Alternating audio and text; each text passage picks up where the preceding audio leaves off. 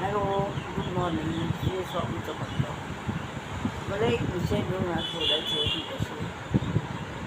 आपण बघा, आजकाल आपली नातवंड छोटी असतात. आपण आपल्या मुलांना ओरडलेलो असतो खूप आधी त्यांना हे, पण हल्ली काय झाले माहिती आहे का? हल्ली नातवंड एवढी हुशार झाली आहेत की त्यांना आपण शिकवलं ना तर थोडंसं वाईट वाटतं, राग येतो. म्हणतात आजी मला नको शिकवूच काही, हां माझ्या सासू नको बोलू. तर आपण त्यांच्या कलेकलेने घेतलं पाहिजे. ऐकतात ते आपलं ऐकतात.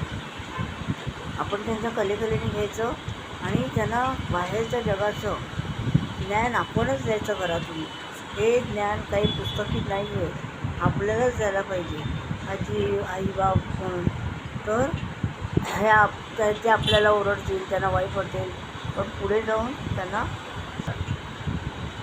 त्यांनाच कळेल की अरे हो, आपल्याला घरचे सांगायचे ते बरोबर आहे. परत आजकाल कोणते मित्र असावे, मुलींना पण कोणत्या मैत्रिणी असावी, ह्याच्यावर जरूर लक्ष ठेवा पालकांनी.